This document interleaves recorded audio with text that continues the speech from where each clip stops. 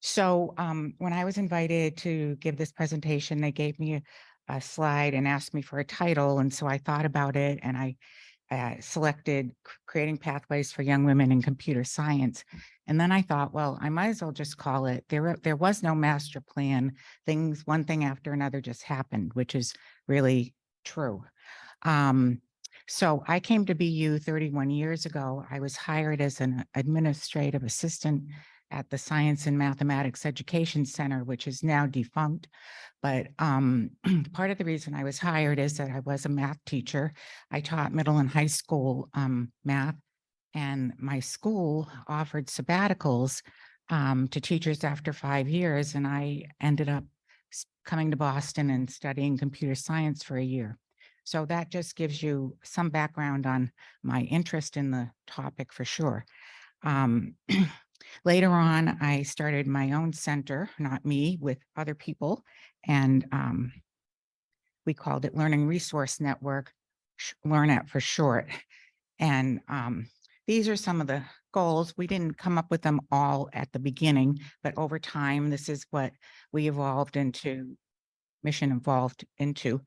And it was articulated in different ways. In the beginning, I did a lot of large-scale one-day programs and then math field days, pathways, other programs.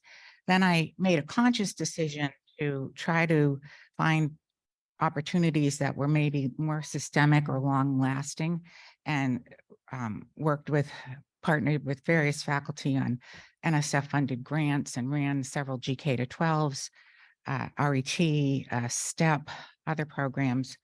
And then unconsciously, without me really realizing it, I started to shift to where I currently am, which is running a lot of summer programs. And that basically started in April of 2010. I got an email from Margaret Betke in the computer science department, and she was sending me an email that Leo Raisin had forwarded to everybody. And it was from a colleague of his at Brown University. And Brown started this program called the Artemis Project in 1996, and they wanted to broaden it to other universities. So I contacted Leo and we talked about it, and we both thought it was a great idea. He said, I don't really have the bandwidth. So I said, well, put me in touch with your colleague. And he did. And we wrote a proposal. Her program officer had money he was willing to give her, but we had to write a proposal. And then Leo also introduced me to a sophomore, Catherine Zhao, and she was really interested in starting the program here. So what ended up happening is we sent her to Brown University for the summer of 2010, where she was a coordinator along with the Brown coordinators and learned how they ran the program. They also shared the curriculum with us, which we, tweaked and updated. But the next year in 2011, we ran our first Artemis project. It's for 8th grade girls who have just graduated from the 8th grade. It's 5 weeks long.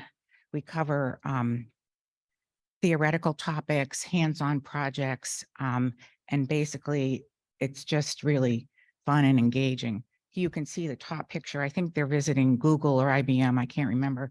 And down below, at the end, they make these posters with flashing lights, and they program Arduinos to flash the lights to music. So it was such a success. At the end, when we would have the final presentations, parents would come up to me and say, oh, my daughter hates it when Saturday comes because she doesn't get to go to BU. Or, what other programs do you have for these students? And at the time, I didn't have anything, but it made me start to think. At that time, cybersecurity was sort of a big deal.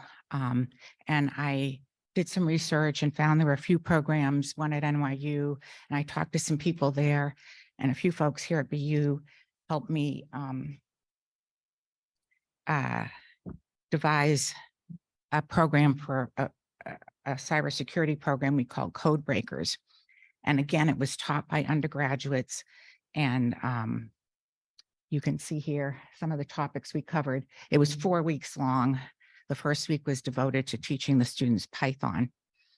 And then in 2018, Kate Sayenko came to me and a colleague of hers was starting this AI for All national program, and they wanted to expand. And so Kate was interested in having a chapter here. And so that's what we did. In 2018, we launched AI for All. And one of the first years I went to the program and the girls were there, we would have about 24 girls in each program. And I'd say, how many of you had been to Artemis? How many of you had been to Code Breakers? And like, there were like 7 or 8 who had been to all 3 of the programs. And so I started to think, well, this is like a really nice pathway because they can do this after 8th grade, this after 9th grade, this after 10th grade.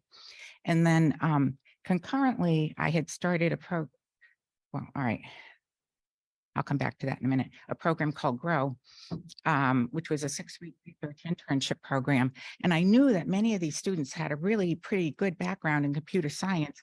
They went back to school and took AP principles and, did hackathons and whatever. So I said, why don't we try to get some students placed in computer science research internships, which is what we did in 2 years. We had 2018, we had 2, and then Red Hat sponsored 3 in 2019. So that's a little different, but to get back to the other one, this is all evidence-based about ways that you can get young women interested in computer science. I mean, make it fun, make it engaging, and expose them to role models, build a community of like-minded people, et cetera. So that's what all of those 3 programs did. And it was really good for both the participants and the coordinators in terms of developing more self-esteem and more confidence. So I was asked to just sort of say some of the ways that faculty and grad students could participate. You could host a student for 6 weeks and as part of Grow. And we encourage faculty to write it into your proposals as part of broader impacts. You can encourage your students to apply for coordinator positions. Right now, Code Breakers is on hiatus because we can never find enough coordinators to teach it. You could be a guest speaker in one of our programs or help us with finding field trips for the students. And with that, I just wanted to say, I have been here for 31 years and I will be retiring in September, and my replacement has already been hired. Jesse, would you say? So I have his email there. It's LearnNet, but the website is learnet.bu.edu. And please contact us if you have any interest in participating in any of our programs or hosting a student or whatever. All right, thank you.